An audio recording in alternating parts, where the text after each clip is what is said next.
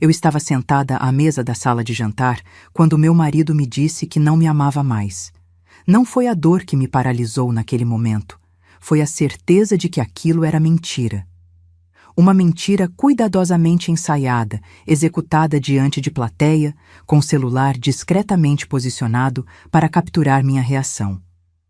O que eles não sabiam é que eu já conhecia cada palavra do roteiro. E que, diferente do que esperavam, eu não seria a atriz principal do show de humilhação deles. Eu seria a diretora do meu próprio final. Meu nome é Maíra Albuquerque. Tenho 34 anos, sou analista financeira e moro em Campinas, no interior de São Paulo. Sempre fui daquelas pessoas que planejam tudo, desde a lista de compras do mês até as metas de carreira dos próximos 5 anos. Não é obsessão, é controle. Gosto de saber onde estou pisando. Detesto surpresas, odeio drama desnecessário e sempre acreditei que a vida funcionava melhor quando você mantinha as coisas claras, organizadas, previsíveis.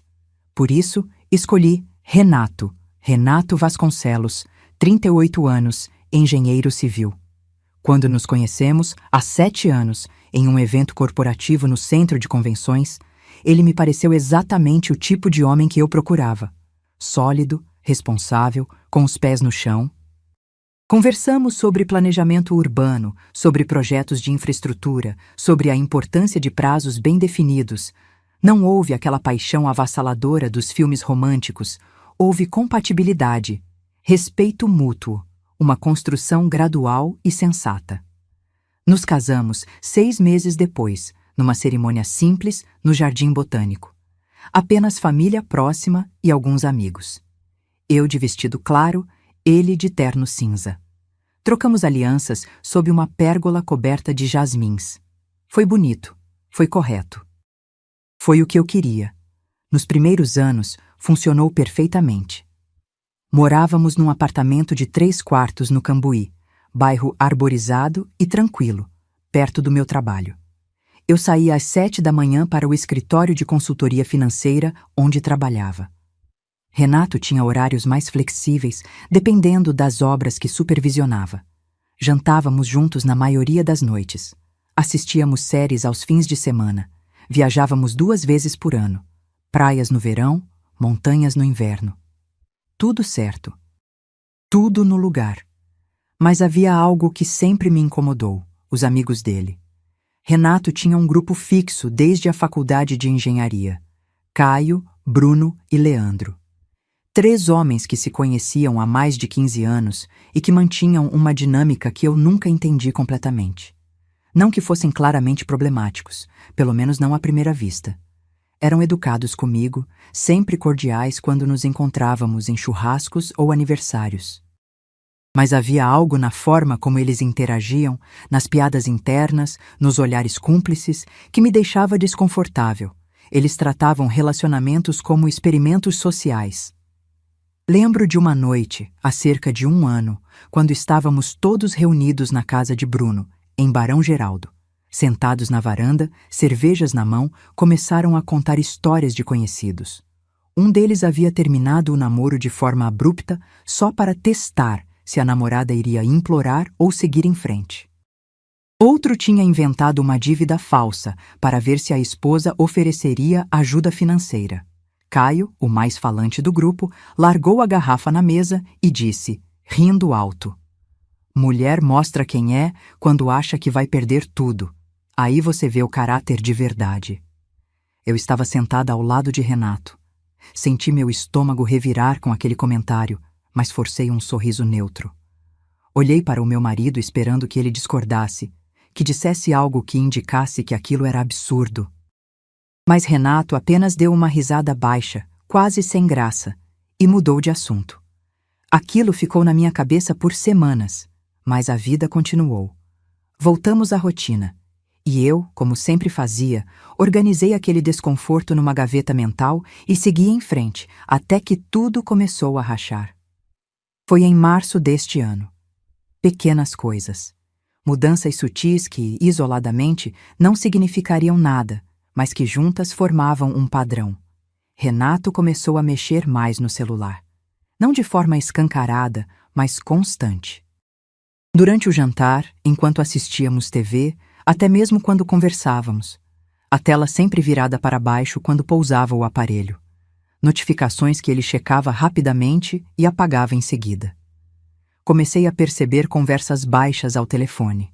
Ele saía da sala, ia para o quarto ou para uma varanda. Quando eu perguntava quem era, a resposta era sempre vaga. Trabalho ou os meninos. Os encontros com Caio, Bruno e Leandro ficaram mais frequentes. Toda semana tinha algo. Um happy hour de última hora, um jogo de futebol, uma reunião informal que não podia perder.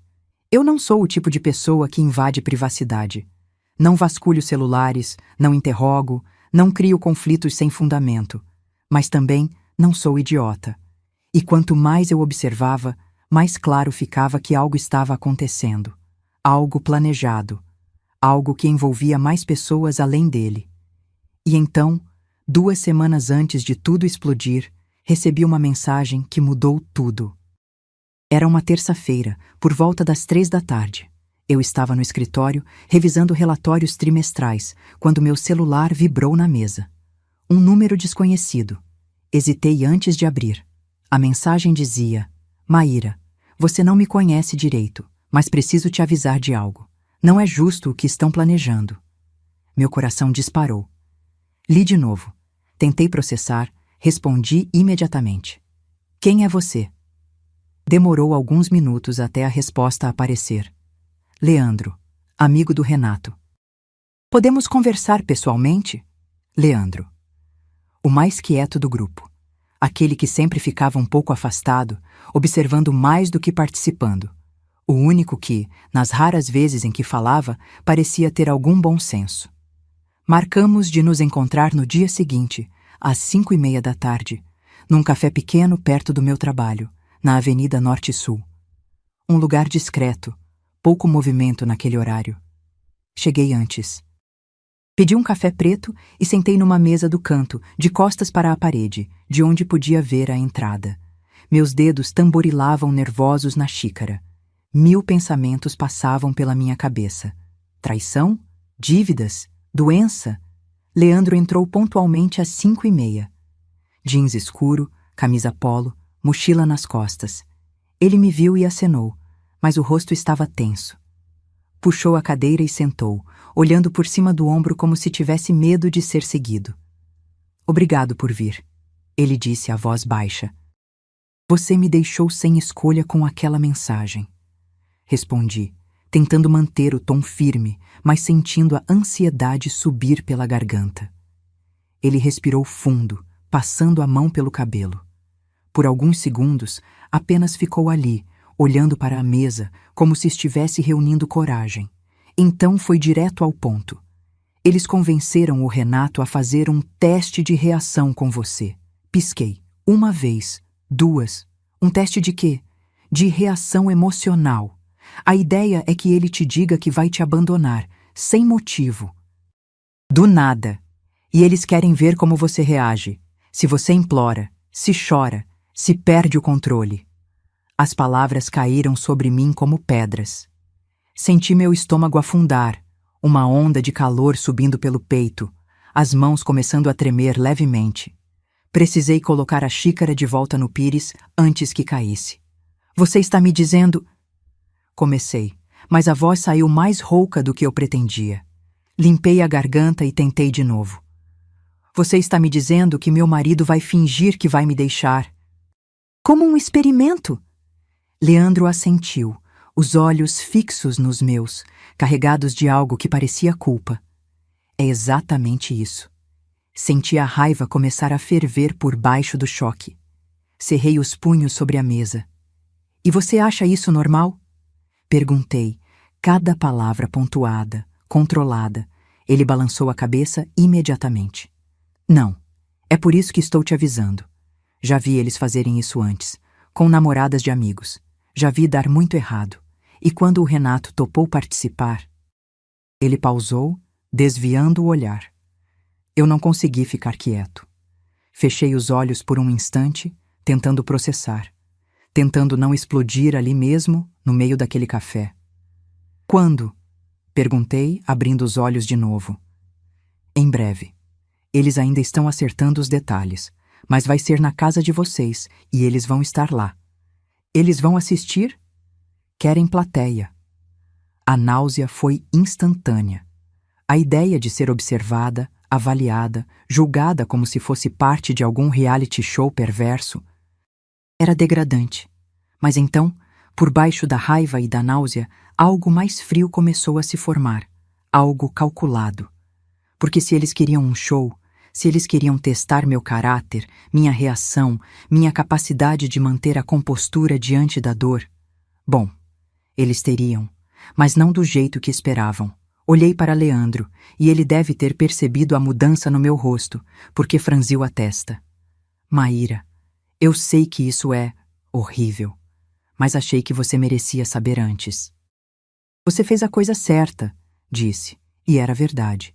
Minha voz estava firme de novo. Obrigada. Saí daquele café sem saber exatamente como me sentia. Raiva, sim. Decepção, com certeza. Mas também uma clareza estranha, quase libertadora, porque agora eu sabia. E saber era poder. Nos dias seguintes, agi normalmente. Continuei a rotina: trabalho, academia, supermercado, jantar em casa. Renato não percebeu nada. Eu era boa em controlar emoções. Sempre fui. Mas por dentro, minha mente trabalhava sem parar. Planejando, calculando, preparando. Se eles queriam me ver quebrar, iam se decepcionar. E se achavam que eu não tinha defesas, estavam muito enganados. Porque enquanto eles organizavam o show deles, eu estava organizando o meu próprio contra-ataque. E nesse jogo, quem ri por último? Bom, vocês vão ver. Mas antes de continuar, preciso que vocês façam algo por mim. Se essa história está tocando você de alguma forma, se você já passou por algo parecido ou conhece alguém que passou, deixa aqui embaixo nos comentários de que cidade você está assistindo e que horas são aí agora. Quero saber quem está comigo nessa jornada. E se você ainda não se inscreveu no canal, clica naquele botão vermelho de inscrição, porque o que vem pela frente, garanto, você não vai querer perder. Confiem em mim. Essa história está só começando. Nos 3 dias seguintes àquela conversa com Leandro, vivia em 2 realidades paralelas. Na superfície, eu era a Maíra de sempre. Acordava às 6 da manhã, fazia café, checava e-mails enquanto comia uma torrada com geleia. Beijava Renato antes de sair para o trabalho. Passava o dia analisando demonstrativos financeiros, participava de reuniões, respondia mensagens de clientes. Voltava para casa por volta das 7 da noite, jantávamos juntos, assistíamos alguma coisa na TV. Tudo perfeitamente normal, perfeitamente controlado, mas por dentro havia um buraco se abrindo. Não era dor, exatamente. Não era o tipo de sofrimento agudo que você sente quando descobre uma traição. Era algo mais profundo, mais corrosivo. Era a sensação de que a pessoa ao meu lado, o homem com quem eu dividi a cama há 6 anos, o homem que eu escolhi como parceiro de vida, estava disposto a me transformar em entretenimento, em piada, em cobaia de um experimento sádico para provar algum ponto idiota para amigos igualmente idiotas. E o pior, ele achava que eu não sabia. Observei Renato com uma atenção quase científica. Cada gesto, cada palavra, cada silêncio. Notei que ele estava ensaiando. Percebi numa quinta-feira à noite. Estávamos na sala, ele no sofá mexendo no celular, eu na poltrona com um livro aberto, que eu não estava realmente lendo. De repente, ele limpou a garganta. Maíra. Começou, com um tom sério demais para ser espontâneo. Levantei os olhos. Ele me encarou por 2 segundos, a mandíbula tensa, como se estivesse prestes a dizer algo importante. Mas então piscou, desviou o olhar e murmurou. Esquece. Não é nada. Voltou a mexer no celular. Aquilo foi tão óbvio que quase ri. Quase. Mas me contive, baixei os olhos de volta para o livro e deixei o momento passar. Ele estava testando frases, testando abordagens, como um ator decorando falas antes da estreia. A raiva que senti foi gelada, controlada. Porque se ele estava ensaiando, significava que levava aquilo a sério, que realmente pretendia ir até o fim. E se ia até o fim, eu também iria, mas não sozinha. Na sexta-feira de manhã, liguei para minha prima, Adriana. Ela era advogada, especializada em direito de família, trabalhava num escritório em São Paulo, mas morava em Campinas. Éramos próximas desde crianças. Ela era 3 anos mais velha, sempre foi minha confidente. Marquei de almoçar com ela num restaurante no Galeria, longe de qualquer lugar que Renato ou os amigos dele frequentassem. Sentamos numa mesa discreta no canto. Pedi um risoto de fungo, mas mal toquei no prato. Adriana percebeu minha atenção imediatamente. O que aconteceu? Ela perguntou, largando o garfo, a expressão já séria. Contei tudo. A mensagem de Leandro, a conversa no café, o teste que Renato e os amigos estavam planejando, as mudanças de comportamento que eu vinha observando. Tudo. Adriana me ouviu em silêncio, o rosto cada vez mais fechado. Quando terminei, ela ficou alguns segundos apenas olhando para mim, processando. Então respirou fundo e disse, com uma calma que contrastava com a raiva nos olhos: "Isso não é brincadeira, Maíra. Isso é abuso psicológico premeditado." As palavras me atingiram com força. Eu sabia que era errado, sabia que era cruel, mas ouvir aquilo dito em voz alta, por alguém com conhecimento legal, tornou tudo mais concreto. "E eu sei que você não é do tipo que chora e implora", continuou Adriana, inclinando-se ligeiramente para a frente. "Mas se você entrar nesse jogo dele sem proteção, pode sair machucada de formas que nem imagina." "Por isso estou te contando", respondi. "Preciso de ajuda. Preciso saber como me proteger legalmente." Ela assentiu, já com a mente funcionando. "Primeira coisa, grava. Se eles vão fazer isso, você documenta tudo. Áudio, vídeo, o que for possível. E depois? Depois, você decide o que fazer com o material. Pode usar numa separação, pode usar como prova de assédio moral, ou pode simplesmente ter como garantia. Mas ter é essencial." Saímos daquele almoço com um plano esboçado. Adriana me passou contatos de advogadas especializadas em questões de gênero e violência psicológica. Me orientou sobre como proceder se eu decidisse pela separação.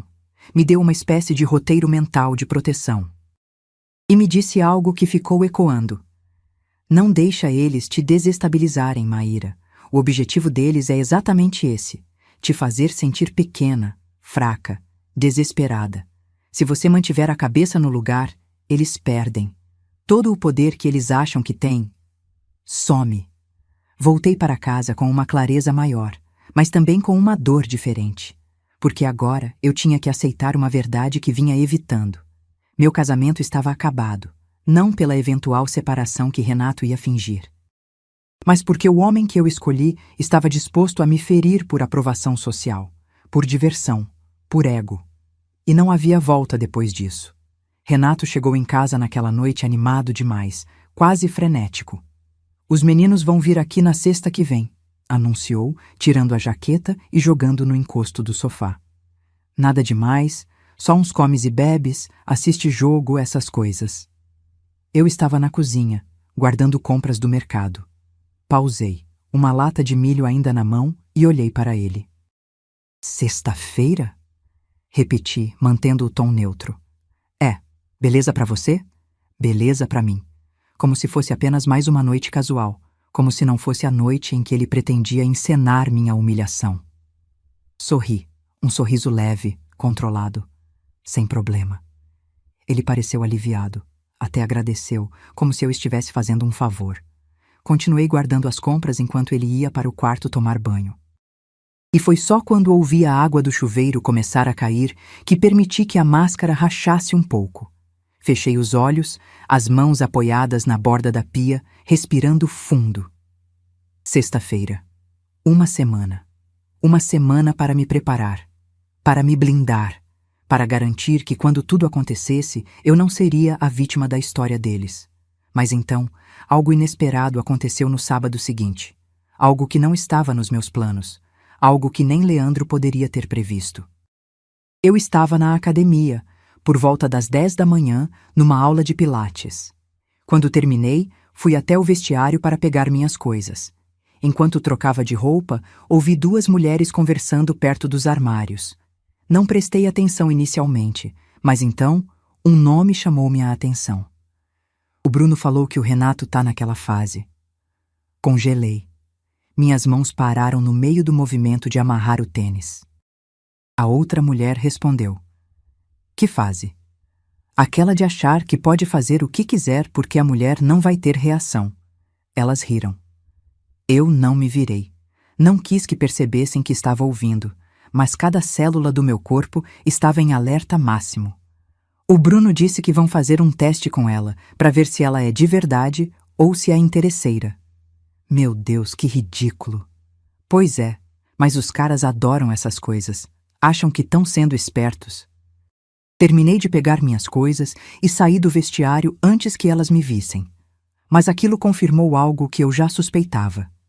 Isso não era segredo. Não era um plano discreto entre amigos próximos. Era algo que estava sendo comentado, talvez até divulgado como entretenimento. Eles não estavam apenas testando meu caráter, estavam apostando no meu sofrimento. E, de repente, tudo ficou cristalino. Caio, Bruno, Leandro, Renato. Quem eram esses homens, afinal? Caio era corretor de imóveis. Bem-sucedido, expansivo, sempre com uma história nova para contar. Divorciado 2 vezes, sem filhos. Tinha uma visão muito específica de relacionamentos. Tudo era transação. Ele costumava dizer que mulher que fica é mulher que precisa. Como se amor fosse apenas conveniência disfarçada. Bruno era publicitário. Trabalhava numa agência média em Barão Geraldo. Casado, 2 filhos pequenos. Mas mesmo casado, sempre falava de liberdade masculina, de não se prender, de manter o mistério. A esposa dele, Carla, era quieta demais. Sempre com um sorriso forçado quando estávamos todos juntos. Eu costumava me perguntar o que ela realmente pensava.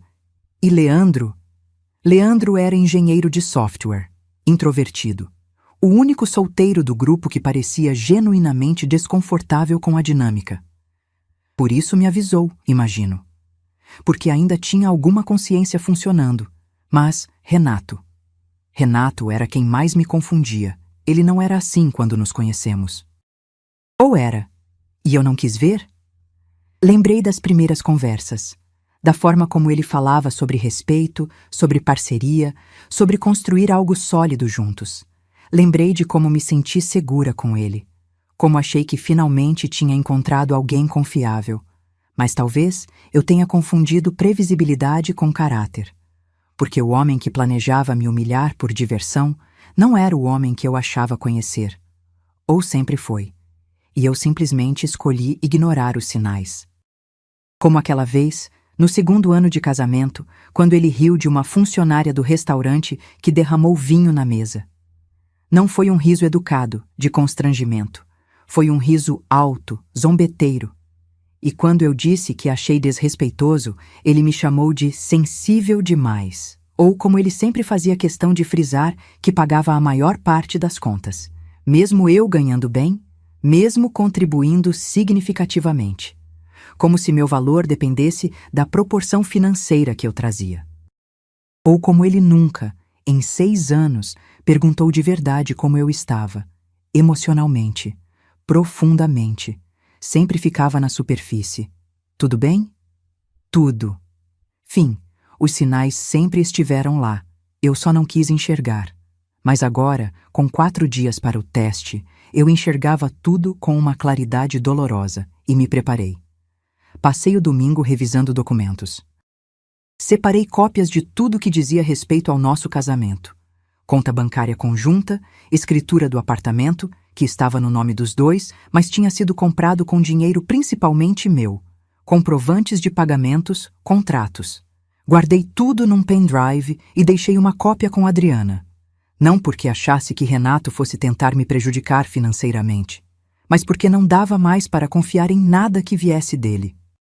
Na segunda-feira, instalei discretamente um aplicativo de gravação de áudio no meu celular. Legal? Questionável. Necessário? Absolutamente. Na terça, ensaiei mentalmente o que diria. Como reagiria? Precisava estar preparada não apenas emocionalmente, mas estrategicamente. E na quarta-feira, 2 dias antes da sexta fatídica, aconteceu algo que eu não esperava. Leandro me ligou. Eram 9 da noite. Renato tinha saído para uma reunião de última hora na obra, ou pelo menos era o que ele disse. Eu estava deitada na cama, lendo, quando o celular tocou. Atendi no segundo toque. Alô? Maíra, sou eu. Leandro. A voz estava tensa, baixa. Não tenho muito tempo, só queria te avisar. Eles anteciparam. Meu estômago despencou. Anteciparam para quando? Amanhã. Quinta. Amanhã. Menos de 24 horas. Por quê? O Bruno tá viajando na sexta. Eles resolveram adiantar.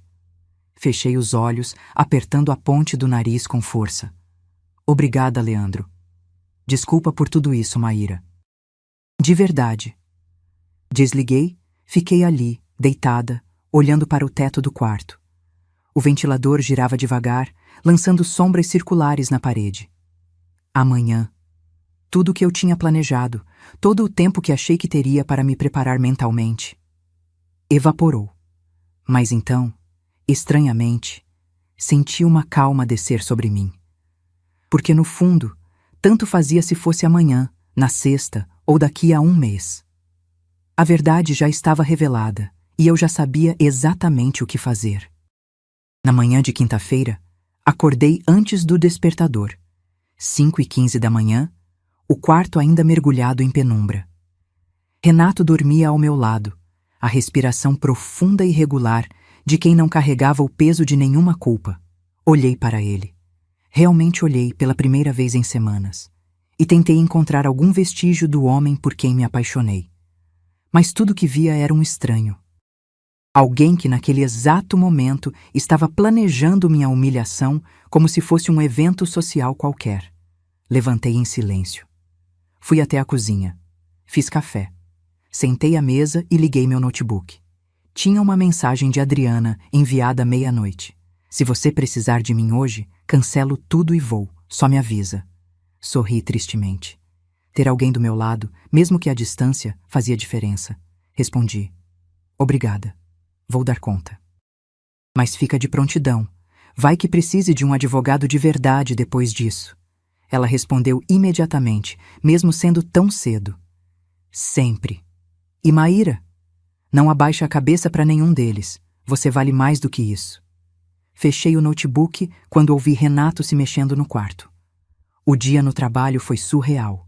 Participei de 3 reuniões, revisei 2 relatórios, respondi dezenas de e-mails.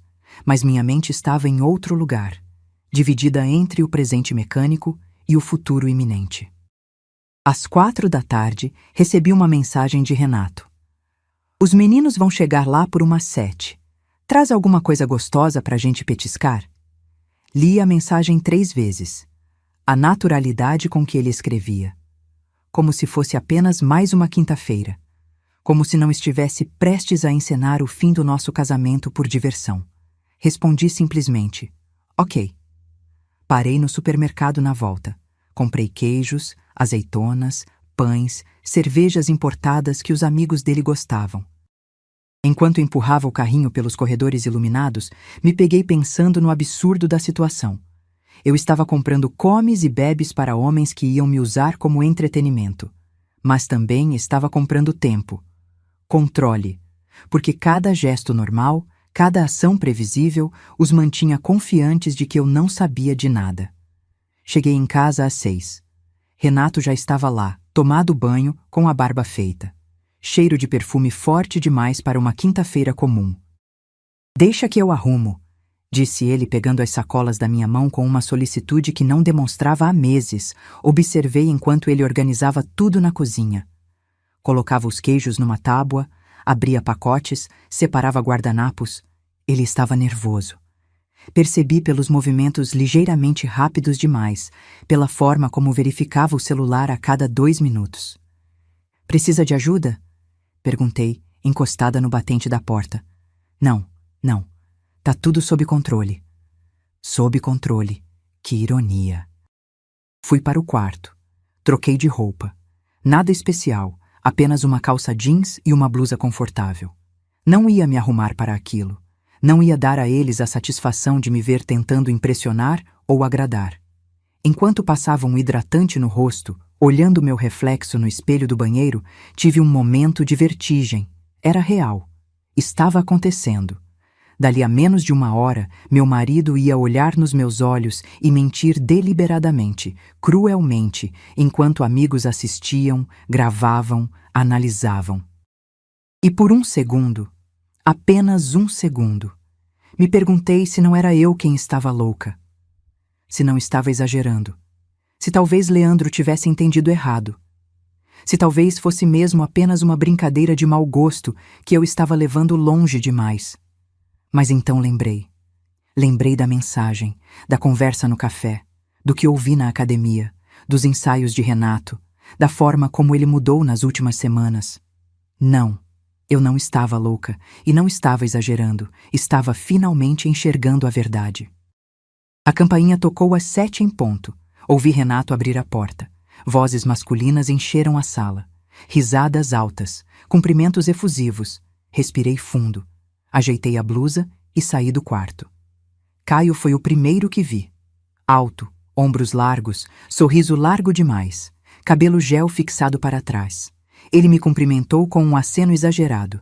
Maíra, tudo bem? Tudo, respondi, forçando um sorriso educado. Bruno estava logo atrás, segurando uma garrafa de uísque. Mais baixo que Caio, barriga começando a crescer, óculos de armação grossa. Ele me deu um oi rápido, quase sem olhar nos olhos, e Leandro estava no canto, perto da estante, com uma cerveja já aberta na mão. Nossos olhares se cruzaram por uma fração de segundo. Vi algo ali. Culpa, talvez, ou pena. Mas ele desviou rápido. Renato estava animado, falante, quase frenético. Senta, senta, vou buscar os petiscos. Todos se acomodaram na sala. Caio e Bruno no sofá grande. Leandro numa poltrona lateral. Sobrou para mim a outra poltrona, isolada, de frente para todos. Perfeito. Palco montado. Notei o celular de Bruno na mesinha de centro, discretamente posicionado. Tela acesa. Câmera provavelmente gravando. Renato trouxe a tábua de queijos, bolos com azeitonas e castanhas, distribuiu cervejas. Sentou no braço do sofá, perto de Caio. A conversa começou casual.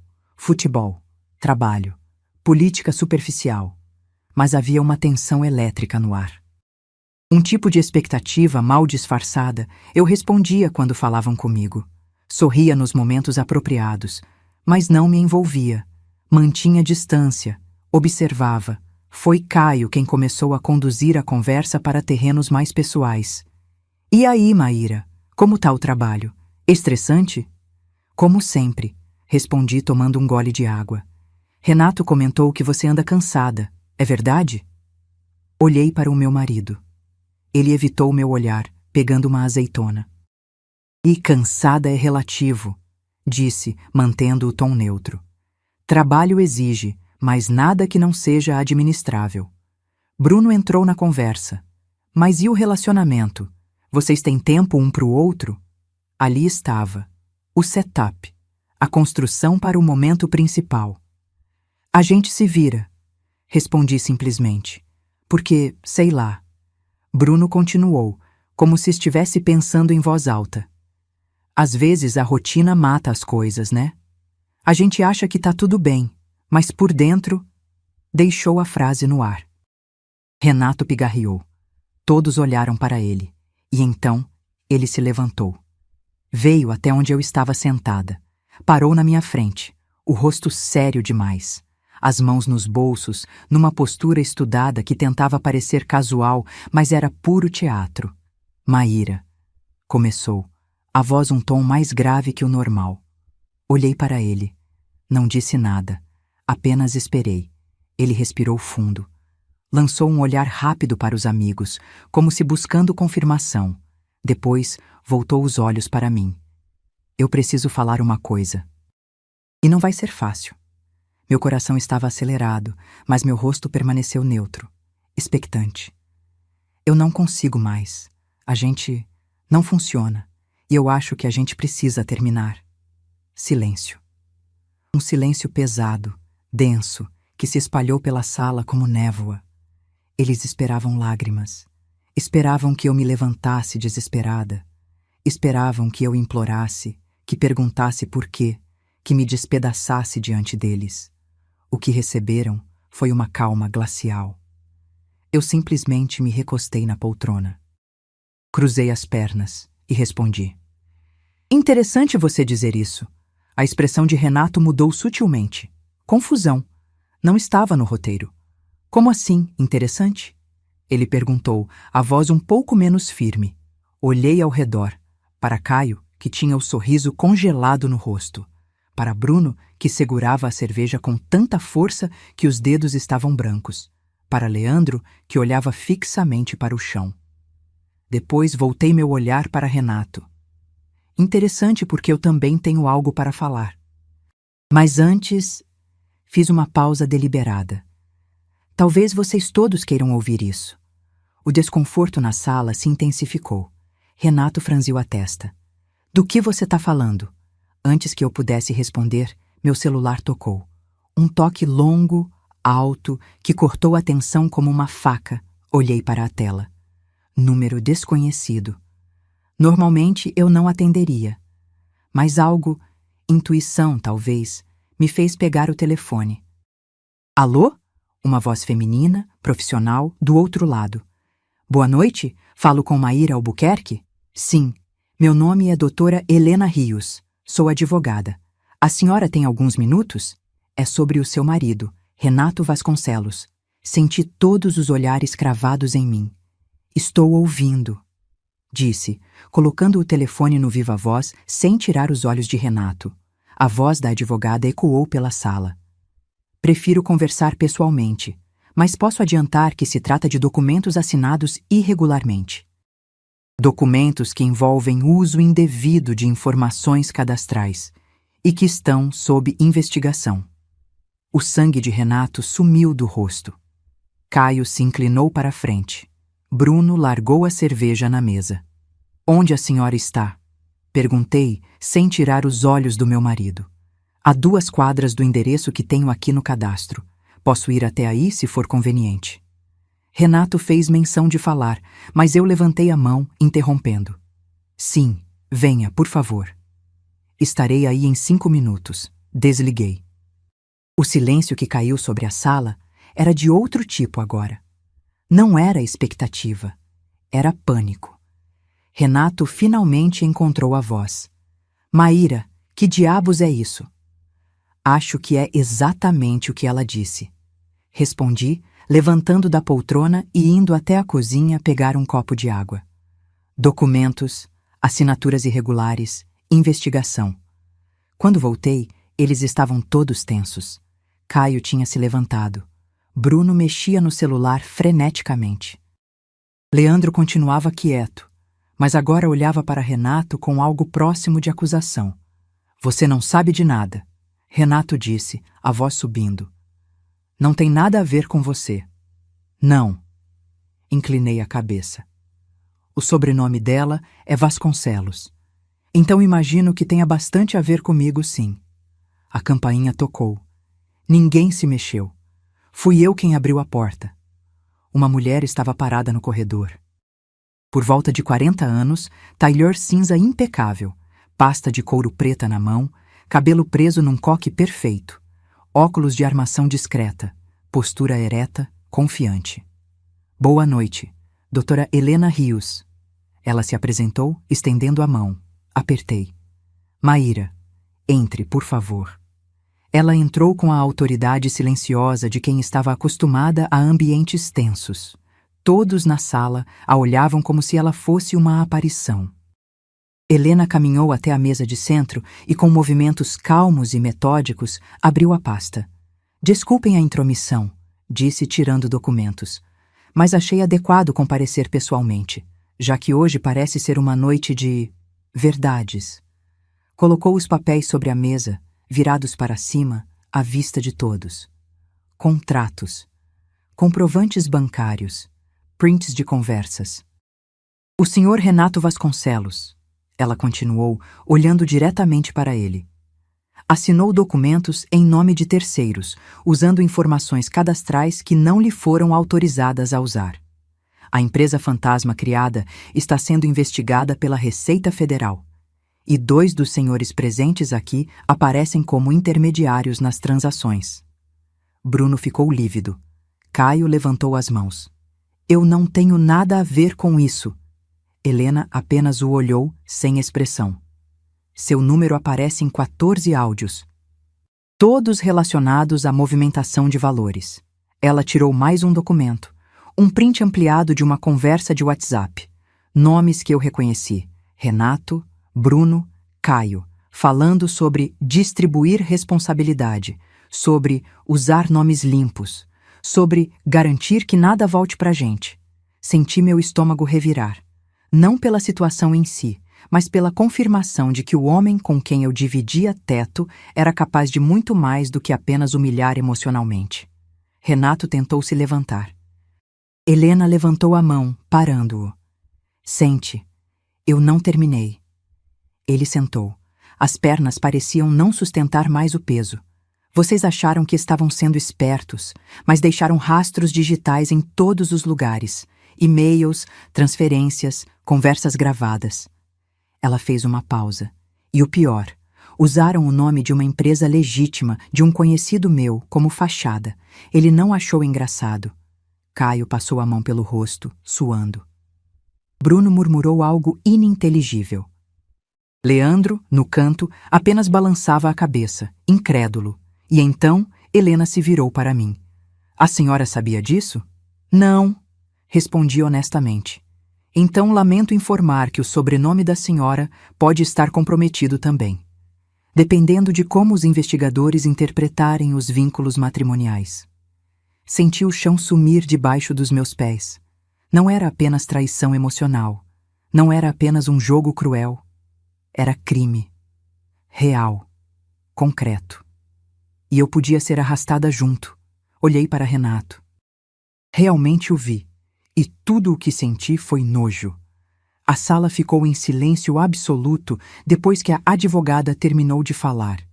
Um silêncio pesado, sufocante, onde o único som era a respiração agitada de Renato e o farfalhar discreto dos papéis quando doutora Helena os organizava de volta na pasta. Eu ainda estava de pé, ao lado da porta, tentando processar tudo o que acabara de ouvir. Meu casamento não era apenas uma mentira emocional, era potencialmente uma armadilha legal. E eu, que sempre me orgulhei de ter controle sobre minha vida, de planejar cada passo, de nunca me deixar surpreender, estava completamente exposta. Doutora Helena fechou a pasta com um clique seco que ecoou como um martelo de juiz. Senhores, disse ela, olhando para cada um dos homens presentes. Vocês serão formalmente notificados nos próximos dias. Recomendo fortemente que procurem advogados especializados em direito criminal e tributário. Caio tentou protestar. Mas eu não assinei nada. Só dei umas informações. Informações que facilitaram fraude. Helena cortou, a voz fria e precisa. Cumplicidade é crime, senhor, e está tudo documentado. Bruno tinha a cabeça entre as mãos. Leandro olhava para o nada, provavelmente se perguntando como diabos tinha acabado ali. Renato finalmente encontrou a voz, mas o que saiu foi fraco, quase patético. Maíra, eu posso explicar. Olhei para ele. Realmente olhei. Vi um homem que, minutos antes, estava pronto para me humilhar por diversão. E agora estava desesperado. Não porque me amava, mas porque precisava que eu não o denunciasse. Não, disse simplesmente. Por favor, eu... Não, repeti, mais firme. Você não vai me explicar nada, porque tudo o que você poderia dizer seria mentira. Igual foi mentira esse teatro ridículo que vocês montaram. Caio franziu a testa. Teatro? Virei-me para ele. Você acha mesmo que eu não sabia? Que eu ia vir para casa hoje, ser pega de surpresa e desabar na frente de vocês enquanto gravavam? Bruno empalideceu ainda mais, se é que isso era possível. Como você... Isso importa? cortei. O que importa é que vocês são patéticos. Homens crescidos brincando com vidas alheias como se fossem experimentos de laboratório. Leandro se mexeu no canto, mas não disse nada. Evitou meu olhar. Doutora. Helena observava tudo com uma expressão neutra, profissional, mas percebi um lampejo de satisfação nos olhos dela, como se estivesse apreciando ver aqueles homens desmoronarem. Doutora Helena, disse eu me virando para ela. Posso falar com a senhora em particular? Claro. Indiquei o quarto com a cabeça. Ela me seguiu, levando a pasta. Antes de fechar a porta, olhei uma última vez para a sala. Renato estava sentado no sofá, cotovelos apoiados nos joelhos, a cabeça baixa. Caio e Bruno pareciam estátuas. Leandro finalmente levantou os olhos e nossos olhares se cruzaram por um segundo. Vi culpa ali, mas também algo como alívio. Fechei a porta. No quarto, doutora Helena pousou a pasta sobre a cômoda e esperou que eu falasse. Eu preciso saber exatamente qual é o meu risco. Comecei, tentando manter a voz firme, apesar do tremor nas mãos. O quanto eu estou envolvida nisso? Meu nome, minha reputação, minhas finanças? O que pode acontecer comigo? Ela cruzou os braços, inclinando ligeiramente a cabeça enquanto pensava. Legalmente? Se você realmente não sabia de nada e consigo provar isso, o risco é mínimo, mas vai ser desgastante. Investigação inclui cônjuges. Vão revisar suas contas, seus documentos, suas transações. Vão te questionar. Senti o estômago revirar. E se eu me separar agora, imediatamente? Ajuda. Mostra que você não é cúmplice, que assim que soube, tomou providências. Mas tem que ser rápido, formal e bem documentado. Quanto tempo eu tenho? Para protocolar, idealmente amanhã. Quanto antes, melhor. Respirei fundo, sentindo o peso de tudo desabando sobre mim. Menos de 24 horas atrás, eu estava planejando apenas sobreviver a uma humilhação emocional. Agora estava enfrentando possível envolvimento em crime financeiro. Você me ajuda? Perguntei direta. Ela me avaliou por alguns segundos. Então assentiu. Não é minha área principal, mas tenho parceiros especializados. Posso te direcionar para as pessoas certas e posso te representar temporariamente até você decidir quem vai seguir com o caso. Obrigada. Mas Maíra... Ela fez uma pausa. Você vai precisar ser forte, muito forte, porque isso vai ficar feio. Renato vai tentar te manipular. Os amigos dele vão tentar te pressionar. E você vai ter que resistir a tudo sem ceder 1 milímetro. Eu aguento, disse, e mesmo dizendo, não tinha certeza se era verdade. Voltamos para a sala. Os 4 homens ainda estavam lá, mas a configuração tinha mudado. Renato estava de pé, próximo à janela. Caio e Bruno conversavam em voz baixa perto da porta. Leandro continuava sentado, agora olhando para o celular. Doutora Helena pegou a pasta. Senhores, boa noite. Nos vemos em breve. E saiu, deixando um vácuo de silêncio atrás dela. Caio foi o primeiro a se mexer. Eu vou embora. Isso tá muito bizarro. Bruno o seguiu sem dizer nada. Leandro se levantou, mas antes de sair, parou perto de mim e disse baixo, quase imperceptível. Desculpa, por tudo. Não respondi. Apenas o observei ir embora. Ficamos sozinhos. Eu e Renato. Ele se virou, os olhos vermelhos, a voz desesperada. Maíra, por favor. Deixa eu explicar. Deixa eu... Sai. Cortei. O quê? Sai daqui. Agora. Mas... essa é minha casa também. E eu não me importo. A frieza na minha voz me surpreendeu. Você pode ir para casa de algum dos seus amiguinhos, ou para um hotel, mas não vai dormir aqui hoje. Você não pode me expulsar. Posso, e estou fazendo, e se você não sair por bem, eu ligo para a polícia e digo que me sinto ameaçada. Maíra, Renato, gritei, e foi a primeira vez na noite toda que perdi a compostura. Ah, você ia me humilhar por diversão. Você tramou com seus amigos, planejou cada detalhe, transformou nosso casamento em piada. E ainda por cima descobri que você é criminoso. Ele recuou como se tivesse levado um soco. Não foi bem assim. Então, como foi? Avancei um passo. Me explica, Renato. Me explica como você olha para alguém que divide vida com você há 6 anos e decide que seria divertido destruir ela emocionalmente enquanto grava. Me explica. Silêncio. Ele não tinha resposta, porque não havia resposta possível. Sai. Repeti mais baixo agora, mas com a mesma firmeza. Pega o que precisa e sai. Ele ficou parado por mais alguns segundos, parecendo processar que realmente tinha perdido. Então, sem dizer nada, foi até o quarto, pegou uma mochila, enfiou algumas roupas e objetos pessoais e voltou para a sala. Parou perto da porta. A gente ainda precisa conversar. A gente não precisa de nada. Meu advogado vai falar com o seu. Maíra. Vai, Renato. Ele saiu. A porta se fechou com um clique suave. E então, finalmente sozinha, desabei.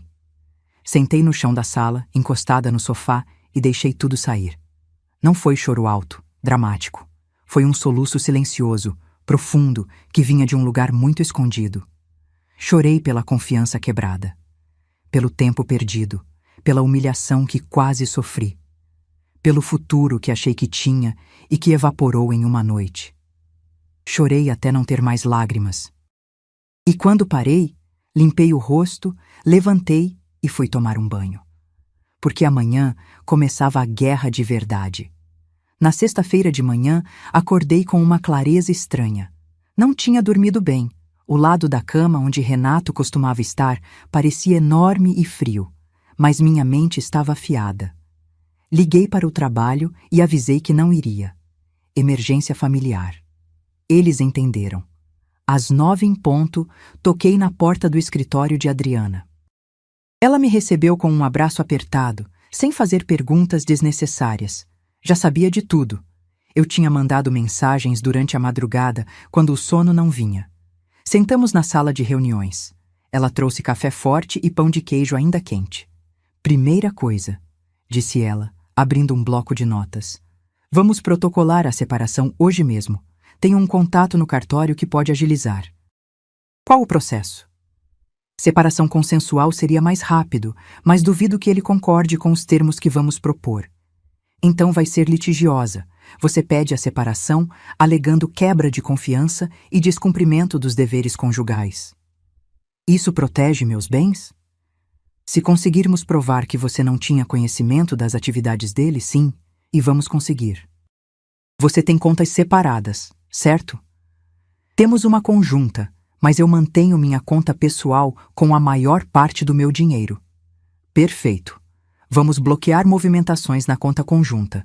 E você vai precisar de um contador para revisar tudo o que foi movimentado no último ano.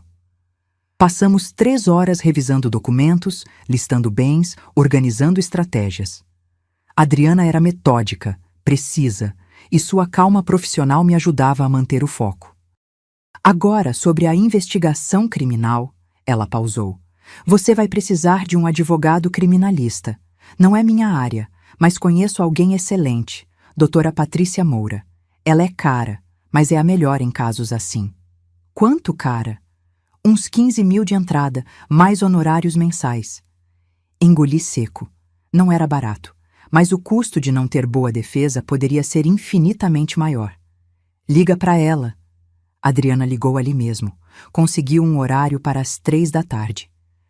Saímos do escritório ao meio-dia. Adriana insistiu que eu almoçasse algo, mas meu estômago estava fechado. Tomei apenas mais café. Maíra. Ela segurou minha mão sobre a mesa do café onde paramos. Você vai sair disso. Vai doer, vai ser difícil, mas você vai sair. Como você tem tanta certeza? Porque te conheço desde que a gente era criança, e você sempre foi a pessoa mais determinada que conheci. Quando decide alguma coisa, vai até o fim. Sorri fracamente. Espero que você esteja certa. Doutora Patrícia Moura tinha um escritório no centro de Campinas, num prédio antigo e elegante. A sala era ampla, com estantes de livros de chão ao teto, móveis de madeira escura, um ar de seriedade confortável.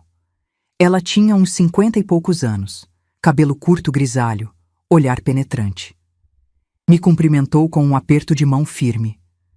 Sentamos, e eu contei tudo de novo, desde o início: o casamento, os amigos, o plano de humilhação, a revelação sobre os documentos fraudulentos.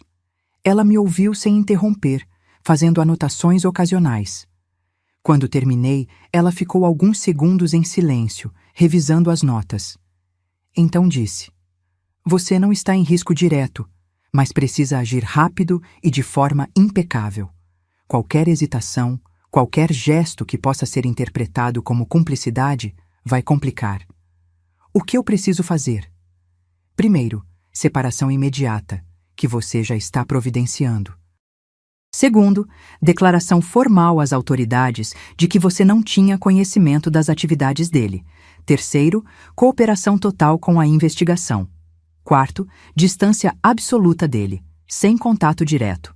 Tudo através de advogados. E se ele tentar me procurar? Você documenta, grava, registra e não responde. Qualquer contato dele pode ser usado tanto a favor quanto contra. Mas se você mantiver postura firme e distante, reforça sua narrativa de vítima enganada." Assenti, absorvendo cada palavra. "Quanto tempo isso vai durar?" "A investigação? Meses, talvez mais de 1 ano. A separação? Depende de ele contestar ou não. Mas, no geral, você está olhando para um ano muito difícil pela frente." 1 ano. 12 meses de incerteza, de processos, de pressão. Mas também 12 meses para reconstruir, para me reerguer, para virar essa página de vez. Saí do escritório de doutora Patrícia com um contrato assinado e um plano de ação claro. Adriana me levou de volta para casa. Antes de eu sair do carro, ela disse: "Quer que eu fique com você hoje?" "Não, preciso processar tudo sozinha." "Ok, mas qualquer coisa, me liga, a hora que for." "Obrigada. Por tudo." Entrei no apartamento. Estava silencioso demais, vazio demais. Fui até a cozinha, me servi um copo de vinho, precisava de algo para acalmar os nervos, e sentei na varanda. O sol estava começando a se pôr, o céu tingido de laranja e rosa. E enquanto olhava a cidade se preparando para a noite, senti algo estranho se formando dentro de mim. Não era raiva, não era tristeza, era determinação. Porque sim, meu casamento tinha acabado da pior forma possível. Sim, eu tinha sido enganada, manipulada, quase humilhada publicamente. Sim, estava enfrentando uma bagunça legal que poderia durar anos. Mas eu estava viva, estava livre e estava, pela primeira vez em muito tempo, no controle total da minha própria vida. Renato tentou me transformar em vítima e fracassou. Porque vítimas se desesperam, vítimas imploram, vítimas se destroem. E eu não era vítima, eu era sobrevivente. E sobreviventes não apenas resistem, eles vencem. O fim de semana foi um borrão de documentos, ligações e preparação mental. Adriana conseguiu protocolar a separação na segunda-feira de manhã, e na terça já tínhamos a primeira audiência marcada. O juiz acelerou o processo, considerando as circunstâncias da investigação criminal em andamento. Renato tentou me ligar 17 vezes no sábado, mandou 42 mensagens. Variavam entre pedidos desesperados de desculpas, tentativas de justificativa e, eventualmente, acusações de que eu estava exagerando e destruindo tudo sem necessidade. Não respondi nenhuma. Bloqueei o número segunda de manhã, seguindo à risca a orientação de doutora Patrícia. O que eu não esperava era a pressão social. Na quarta-feira, recebi mensagens de 2 amigas em comum, aquelas que frequentavam os mesmos círculos sociais, dizendo que Renato estava sofrendo muito, que eu deveria pelo menos ouvir o lado dele, que casamento tem altos e baixos e eu estava sendo muito drástica. Foi surreal. Como se planejar minha humilhação pública e cometer crimes financeiros fossem apenas um alto e baixo normal de relacionamento. Respondi a ambas de forma educada, mas firme. Obrigada pela preocupação, mas minha decisão é definitiva. E não vou discutir detalhes particulares. Uma delas insistiu. A outra me bloqueou. Aprendi rápido que crise revela quem realmente está do seu lado. E a lista era menor do que eu imaginava. Mas havia surpresas boas também. Leandro me procurou na quinta-feira. Pediu para conversar pessoalmente, num café diferente, longe de qualquer lugar conhecido. Hesitei. Mas algo na mensagem dele, uma vulnerabilidade que não tinha visto antes, me fez aceitar. Nos encontramos às 6 da tarde. Ele chegou com a postura curvada de quem carregava a culpa pesada. Pediu um café preto, sentou e ficou alguns segundos apenas olhando para a xícara. Eu devia ter te avisado antes, disse finalmente, a voz rouca. Muito antes. Desde a primeira vez que ouvi eles planejando essas merdas. Não disse nada, apenas esperei. A gente era amigo desde a faculdade, e no começo era só conversa, só teoria. Aquelas baboseiras de como testar se relacionamento era real ou não. Mas aí o Caio começou a fazer de verdade, com namoradas, e funcionava, quer dizer, ele riu amargo. Funcionava para ele. Para elas, eu imagino que foi horrível. Tomou um gole de café. E o Bruno entrou na onda, começou a fazer também. E virou tipo competição. Quem conseguia a reação mais dramática? Quem gravava o melhor vídeo? Era doentio, mas eles achavam engraçado. E o Renato? Perguntei, a voz mais fria do que pretendia. Renato resistiu no começo. Jurava que nunca faria isso com você, que vocês eram diferentes, que tinha respeito. Mas... Ele pausou, passando a mão pelo cabelo. Eles foram trabalhando ele aos poucos, dizendo que você era certinha demais, que você o controlava, que ele precisava afirmar masculinidade. Essas baboseiras tóxicas que homem inseguro adora ouvir. Senti náusea. E quando ele concordou, eu não soube como parar. Tentei argumentar. Disse que era errado. Mas eles me chamaram de fraco, de feminista, de controlado.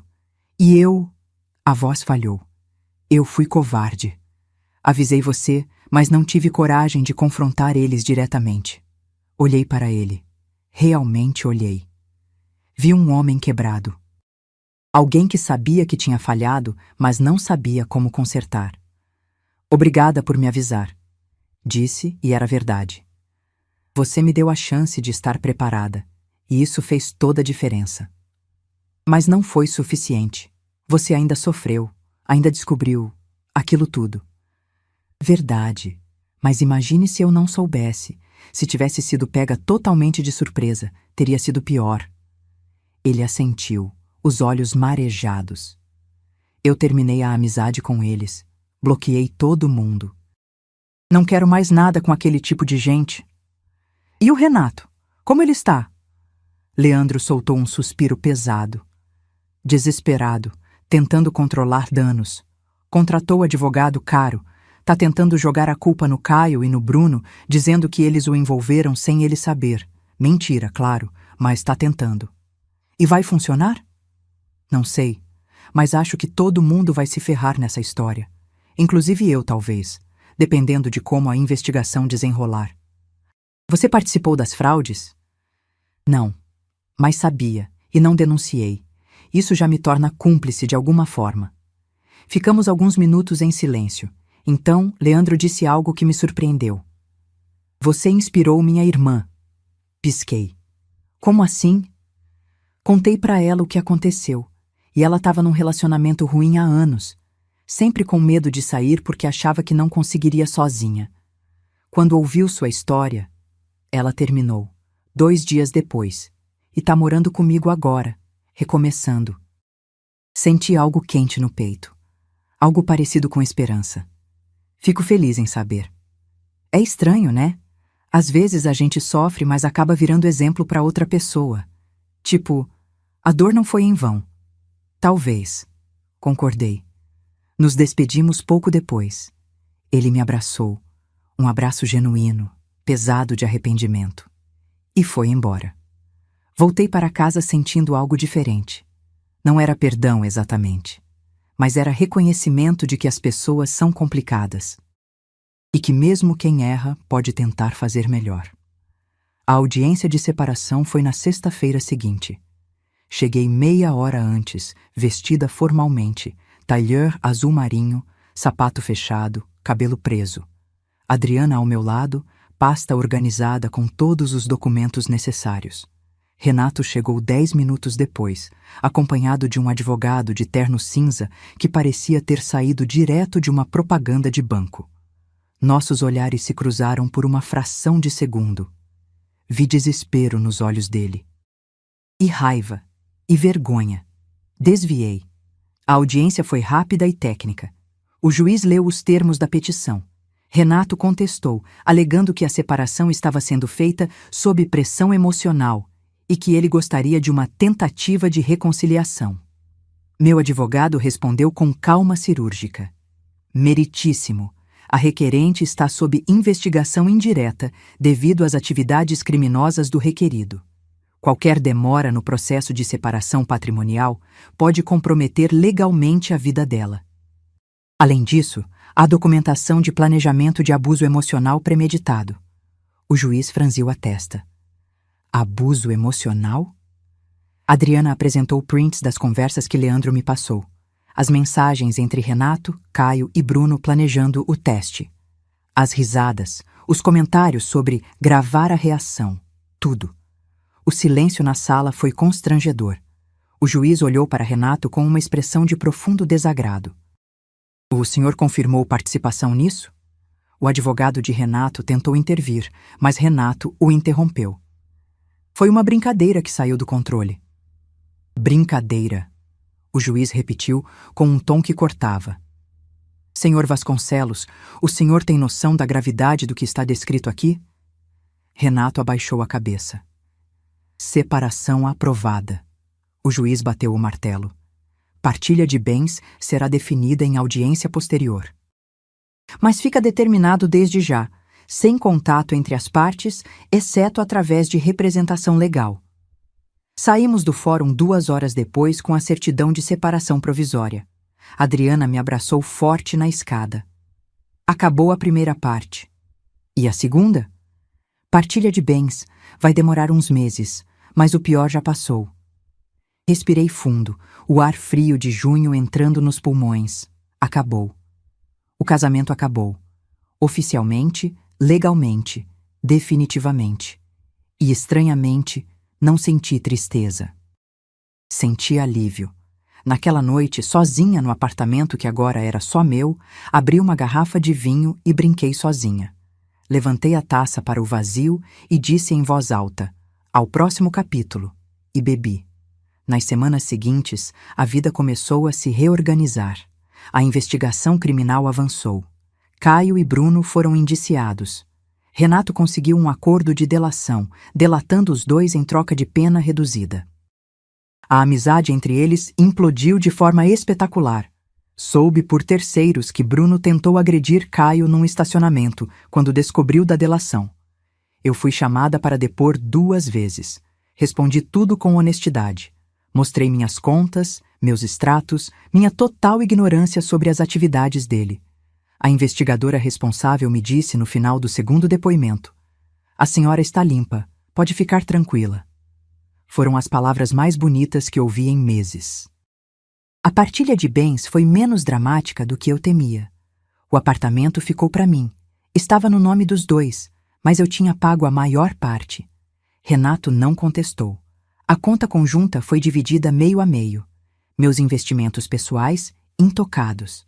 No final, saí da separação com quase tudo que entrei e ainda recuperei minha liberdade. Considerei um excelente negócio. 3 meses depois da audiência de separação, estava almoçando com Adriana num restaurante no Cambuí quando ela me perguntou: "E agora? O que você vai fazer?" Pensei por alguns segundos, mastigando devagar. "Vou viver", respondi. Sem medo, sem desculpas, sem aceitar menos do que mereço. Ela sorriu. Gostei dessa Maíra. Eu também. E era verdade, porque pela primeira vez em anos, talvez na vida inteira, eu não estava tentando agradar ninguém. Não estava moldando meu comportamento para caber nas expectativas de outros. Não estava aceitando migalhas e chamando de banquete. Estava finalmente livre. E liberdade, descobri, é a melhor vingança.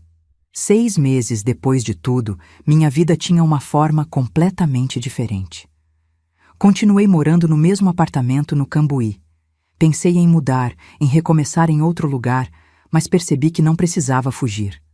Aquele espaço era meu, reconquistado, ressignificado. Mudei a decoração completamente. Pintei as paredes de um tom neutro que me acalmava. Doei móveis que carregavam memórias ruins. Comprei novos que eram só meus, escolhidos por mim, pagos por mim, organizados como eu queria. A rotina também mudou. Continuei no trabalho de analista financeira, mas com uma perspectiva diferente. Não aceitava mais horas extras desnecessárias. Não levava trabalho para casa aos fins de semana. Aprendi a valorizar meu tempo de forma que nunca tinha feito antes. Comecei a fazer terapia. Algo que sempre evitei, achando que tinha tudo sob controle. Descobri que ter controle e ter saúde emocional são coisas muito diferentes. E que olhar para dentro, encarar as feridas, processar as dores, é um tipo de coragem que eu não sabia que precisava. Voltei a praticar yoga, algo que abandonei anos atrás por falta de tempo. 3 vezes por semana, religiosamente. Não por estética, mas porque aquela hora me reconectava comigo mesma de formas que eu não conseguia explicar.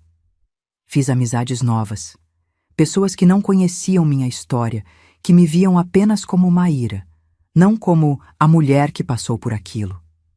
Era libertador poder conversar sobre coisas simples sem carregar o peso do passado em cada interação. E, curiosamente, me aproximei de pessoas que eu já conhecia, mas nunca tinha dado a devida atenção. Como Beatriz, colega do trabalho que sempre foi simpática, mas que eu mantinha à distância porque misturar profissional e pessoal complica. Começamos a almoçar juntas regularmente. Descobri que ela tinha passado por um divórcio difícil 3 anos antes. Nossas conversas se tornaram terapêuticas para ambas. Como Juliana, vizinha do apartamento do andar de cima, que tocou minha campainha numa manhã de sábado, trazendo pão de queijo caseiro e dizendo que notou que eu morava sozinha agora e queria oferecer companhia se eu precisasse. Viramos amigas próximas em questão de semanas.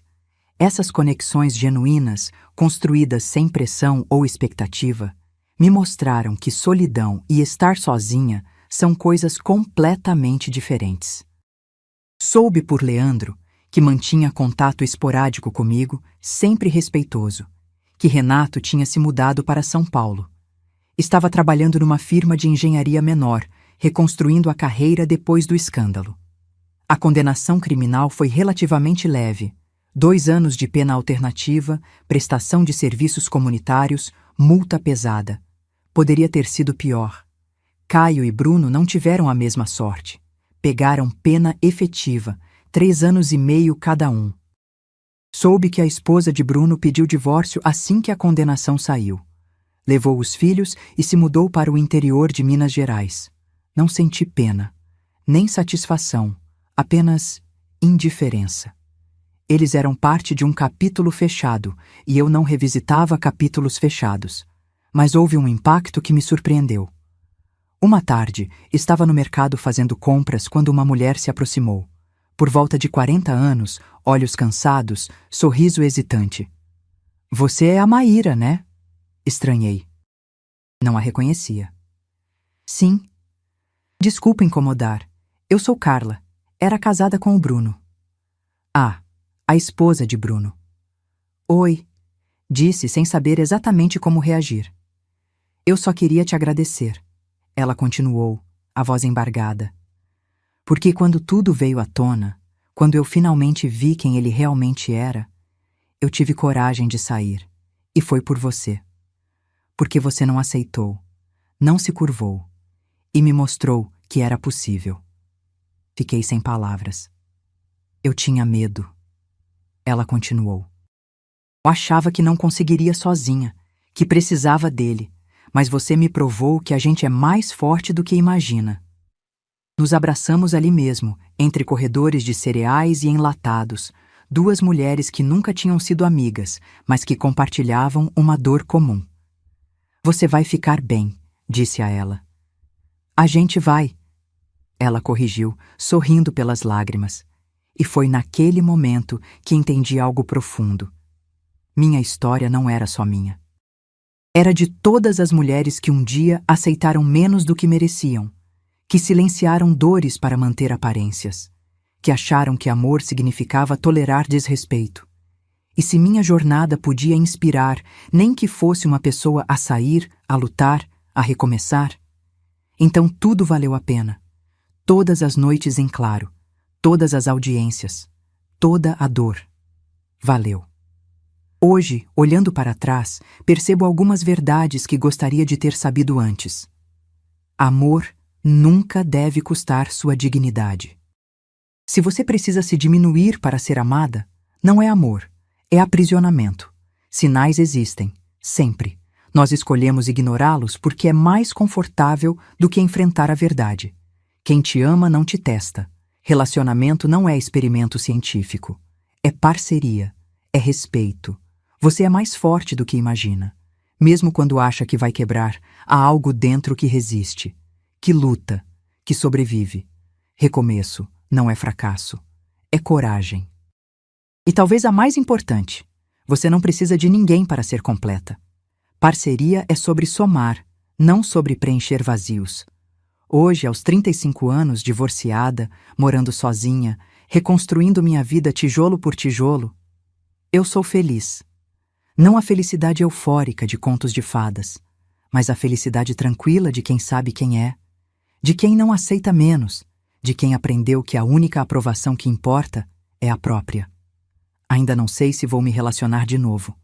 Talvez sim, talvez não. Mas sei que se acontecer, será nos meus termos, com respeito mútuo, com dignidade preservada, porque eu já conheci o oposto e nunca mais volto para lá. Meu nome é Maíra Albuquerque, tenho 35 anos, moro sozinha em Campinas, e essa é minha história de como quase fui humilhada, mas virei protagonista. De como planejaram minha queda, mas presenciaram minha ascensão. De como quiseram me ver quebrada, mas me viram renascer. Porque no final das contas, quem transforma amor em teste já falhou antes mesmo de começar. E você que está me ouvindo agora, nesse exato momento, seja lá que horas forem aí, seja lá de que cidade você esteja assistindo. Espero que essa história tenha tocado você de alguma forma. Se você está passando por algo parecido, se está questionando se deve ficar ou sair, se está com medo de recomeçar, deixa eu te dizer uma coisa. Você consegue. Vai doer, vai ser difícil, mas você consegue. E se você conhece alguém que precisa ouvir isso, compartilha. Porque histórias como a minha precisam ser contadas, precisam ecoar, precisam lembrar outras mulheres de que elas merecem mais. Me conta aqui nos comentários, que horas você está assistindo isso? De que cidade você é? E se essa história te inspirou de alguma forma, escreve aí. Quero saber que não estou sozinha nessa jornada. Se você ainda não se inscreveu no canal, se inscreve agora. Porque tem muito mais histórias como essa. Histórias de mulheres que se recusaram a ser vítimas, que lutaram, que venceram. E lembra, você nunca está sozinha. A gente está junto, sempre.